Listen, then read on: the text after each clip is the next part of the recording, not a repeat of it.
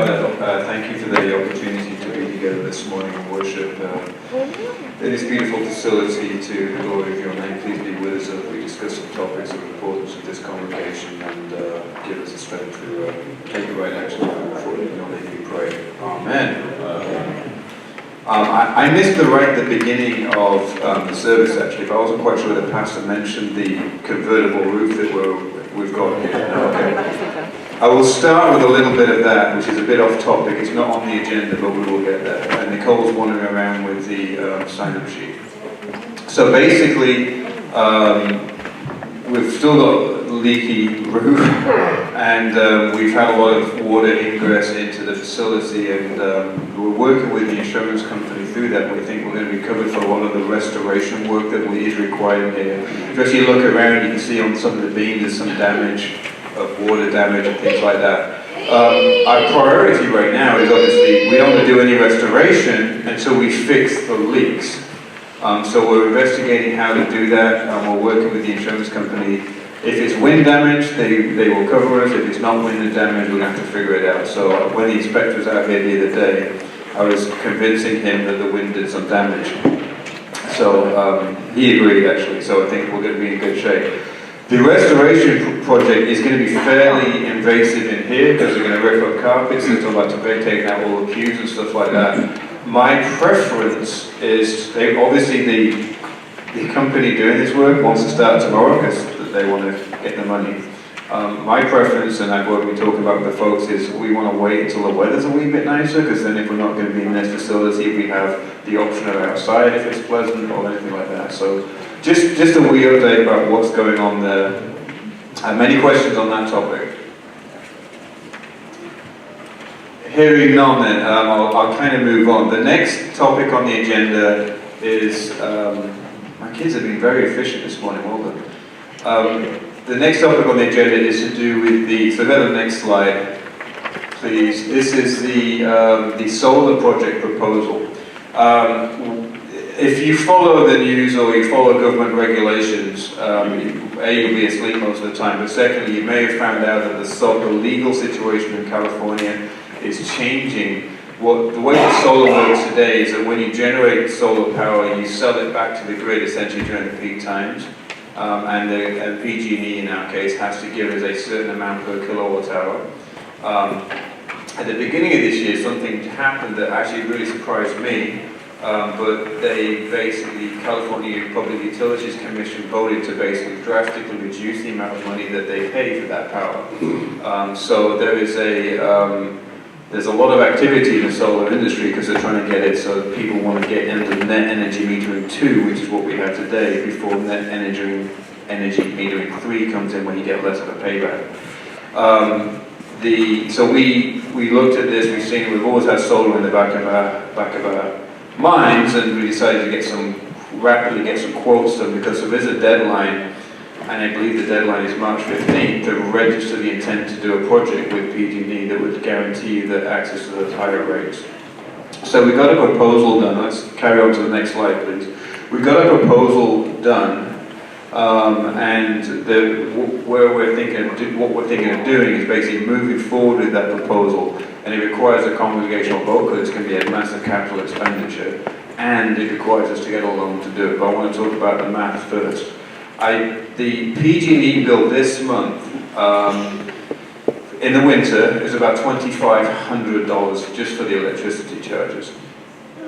In September of last year, it was 40. It's either 45 or 54. How accurate do you want me to be? Let me pull it up.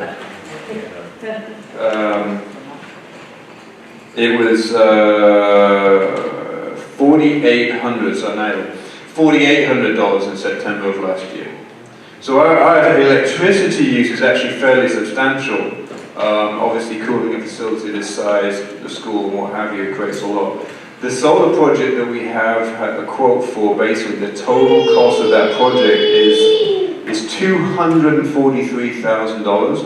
It would go into the parking lot area, and it wouldn't go on the roof because, have a guess. But it would create some shaded area as well, so it would be a project like that. And the other good news is that the the law changed last summer, the tax, I can't remember what they called it, the Recovery Act, another Recovery Act, so that churches like us are now eligible for the tax credit, which we wouldn't have been prior. So now we're eligible for up to 30% of a tax credit. The exact number's a little bit grey, but we should be able to get some of that back. So if you take, approximately 30% of $243,000, that's about a $70,000 rebate, which brings the cost down to about I've got to do my math, $177,000. Okay. So we're proposing that we finance that cost. And with any tax rebate, you know how it works, you don't get it back straight away. The Lutheran Church Extension Fund has loans specifically for this purpose. They're called energy efficient loans. They're actually fairly cheap compared to other loans. I think on the next slide you'll see some of this. The interest rate is about 4.25 points, which if you've ever shopped for a loan recently, that's outstanding. What would happen is we take out the loan, and then when we get the tax rebate, we take that money and we apply it to that loan to pay it down. The actual monthly finance rates there are pretty visible. You can see that the $1,500 for the 20-year or $1,800 for the 15-year, both of which are significantly below our peak monthly charges and are at about the right level for our current monthly charges. So what this would do is, while we're paying off the loan, is essentially almost a net zero impact to our monthly outgoings, and in the peak months of July, June, July through September, it would be significant saving. So that being said, I'm going to take some questions right now if you want to have some questions, but if you go to the next slide, what I'm asking for is a motion to basically move forward with this project. So questions first. Go ahead, Mary. That's the biggest question my husband just brought up. Can we combine the repair for the roof and the solar at the same time, so we get a double impact on there? So the solar's not going to go on the roof, but I've had that. I had my roof redone a couple of years ago, and the solar guy I had to take off my panel said, "Hey, let me sub the roof, and then you get the solar credit on the cost of the roof as well," which is my very creative accounting, I guess. I'm not sure whether that's the same question that the Rounds have, but we at this point we're not looking at combining. We are looking at doing some improvements on our parking lot, though, at the same time, because we need to do that to make sure that that's longer term. We can definitely look at it though, maybe. Kind of along that lines, has it been considered to look at redoing the roof? Because then if you redid the roof, when we had it looked at before, if we redid the roof and got rid of the tiles, then it would be able to hold the solar. And that's what we were told at the time some years ago, is that given the situation with the roof right now, not that section, but The issue with solar on any roof, it has to be south-facing for it to be efficient, and the number of panels that we're talking about here is pretty substantial. The space available for south-facing roof is insufficient from what I'm aware of for the number of panels that we have. So we'd still be looking at something, or we'd have to split the site and do some of the schools, some over here. The actual infrastructure cost to do the shade structures, for want of a better term, is not as expensive as you think. it's more aesthetic. It could be. Some people find it aesthetic. Yeah, on the roof. Yeah, understood. But yeah, it's the proposal as it stands today is to have a shade, to do it on the shade structure essentially. So then once it's all done and complete and we're starting to pay on it, the cost would cancel each other out? Yeah, it'd be a net zero in the winter and a net positive in the summer for us.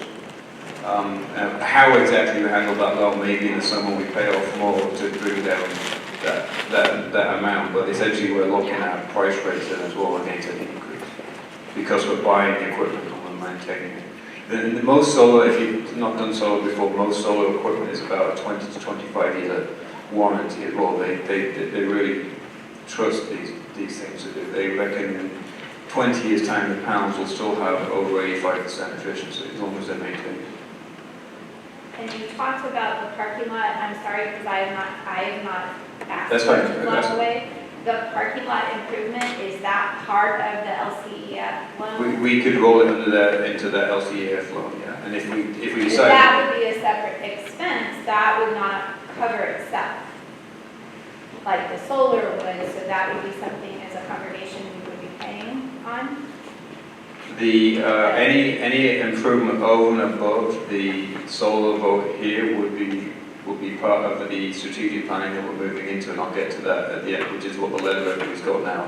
And I'll get to that in a moment, yeah. So the parking lot is not. The parking lot we're trying to get rolled under this project because we consider it critical to have the right structural soundness on the parking lot in order to move forward. There's no point in, anybody hear a story about building on sand before? You get the point, yeah.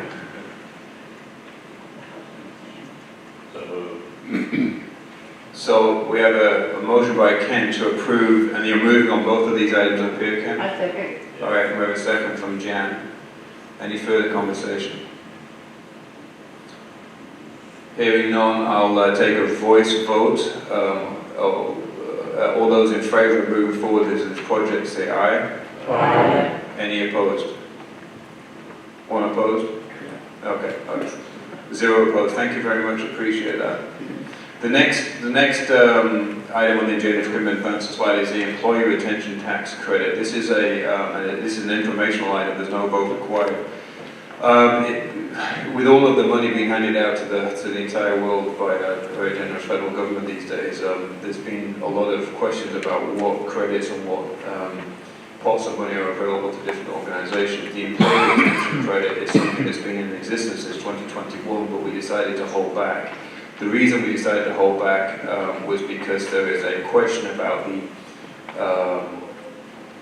we think this is going to be a highly audited process, basically. So if you apply for this and you receive refunds for this, it will be a very highly audited item. We've recently been getting more and more guidance about what that audit process would look like and what the concerns would be. But the idea of this credit was to, if you basically managed to keep your staff during the downturn and yet you still had things like supply chain issues or other issues. I mean, anybody not have a supply chain issue at some point in this room about that, right? And so, you know, it would basically it would reward folks who had, or businesses or organizations that basically kept people employed. I took a lot of advice on my own business, and I initially decided not to go down that path because I don't know who wants to deal with the IRS auditing you, especially if they're hiring 180,000 more auditors, right? But since then, my accountant actually softened the stance, and we had a discussion about it at the board meeting as well, and we decided that we're in a position where we think it's worth applying for. The amounts that you could be receiving are significant, I mean, hundreds of thousands of dollars potentially. The advice that we're basically following is we'll get a legal opinion made that we're eligible for this, we'll give it at least a little bit of backing in an audit, and then we'll move forward with the application based on our kind of operational needs. And then if we receive the money, we're basically going to sit on it. We're not planning on spending it until we get past that period where it would be auditable. And then if we get past that period, then we have those funds available. If we're in an emergency situation and need those funds, then we have that capacity there too. But the idea is basically to kind of get access to the funds and then see what happens. And that seems to be the MO, the modus operandi that most people are taking with this, because it's a little bit of unknown. But the advice that we've been given by other church bodies and insurance companies and other folks is we'd be silly not to take this opportunity while it's there. So that's a little bit of information about what we're doing. There's no vote required on that, but I will take questions or comments if anybody has some. Yes, go ahead. Would these funds be earmarked to where they would have to be only used for employee-related purposes, or could we potentially, 5 years from now, pay off the solar loan with this money if we sit on it? Yeah, these are, they actually, the way it works is it comes as a tax rebate, tax credit back, but they're not earmarked. It's basically to pay you back for keeping your employees on the payroll. A lot of other schools that, within our district that have applied for this loan and received funds are using it for improvements, because we have aging facilities. So any questions on that? Well, that will segue nicely into my last item, which my children obviously wanted the cookies more than they wanted to wait for this moment to hand out the letter that I just gave you. We're going through, we had our state of the church and we followed it up with the state of the school, and we had some conversations specifically at the state of the school about some of the some challenges with infrastructure and the way that we've been budgeting in the past. We're actually starting this week. There is a lady by the name of Stacey Guzman, who is a parent of one of the children that goes to school. She's actually the executive director for the Merced County Association of Governments, and she is very experienced in doing strategic planning. She's agreed, not really even reluctantly, which is great, because she volunteered. I didn't really have to actually came to me and said, I'd love to help you do some strategic planning. And really what we're looking at doing, we're looking at really two things. We're looking at our facility needs and figuring out what is our overall facility needs. We've definitely been on a situation where we've been looking at reacting to things versus being proactive. And then the second aspect we're looking at is making sure we're doing better budget planning so that we present budgets that are more aspirational. This is what we should be having, and then here's our gap. One of the things I've learned in the past year or so is that we need to ask our parents, we need to ask our congregants, and we need to ask our ministry folks more when we have a need. There's nothing quite as inspirational as having a board meeting where a family need is being presented to the board, and a day or two later, you hear back from Pastoral Caroline that need has been met through a donation. It's lovely to have that type of thing happen. We're talking about having fundraising events for the oven, which is coming up on March 4th by Bishop Kennedy, started today. But these things, when you ask, help is provided. So what we're trying to do, instead of having we look at our projected income and not asking for more, we're going to look at what we think we need to do to have a vibrant ministry in our school, in our preschool, in our Hmong outreach, in our church congregations, and set that as our goal, and then see what happens. Be aspirational, do some fundraising, whatever we need to do. And I think by taking that approach, we'll actually have a better idea of how to what our capabilities as a ministry are. We may not have every checkbox met, we may not be able to fund that in the first year, but maybe we set that as a goal in 5 years or something like that, and we have some specific things that we can target and go after. So that is explained in the letter. We're having our first kickoff this Thursday morning with some of the senior staff with Stacey, and then from there we'll be communicating further about what's the next steps going to be. We'll be inviting some folks to join kind of a core team, and then we'll also be having some town hall type events as well to get some greater feedback. On the facility side, obviously the roof is number one though. I think I'd be shocked if it was. All right, any questions on that? In which case, as you leave, go see Kent and he'll give you your tickets that he's reserved for you. All right, let's close in prayer. I got another question. Yeah, go ahead, Kent. Yeah. Can we maybe impose on Ken to give us an update? Oh, to give a live update on the call process? Oh, yeah, I think he just ran out the back of the room, actually. Ken, can you, would you be willing to give an update? Do you have anything to say, or? So we've actually met, we have our call list officially. We've had 2 to 3 meetings so far, and so we've looked at potentially doing from that original list, bringing virtually a handful for an interview, whether Zoom, Teams, whatever we decide. And so from there, we would then look down to see if we want to propose a couple, 1, 2, or however we might feel it, would like to choose on. Because ultimately, the congregation will decide. We'll just give our recommendation. Thank you, Kevin. Any more questions from Mr. Vogel? Thank you. All right, lovely. Well, let's close in prayer then.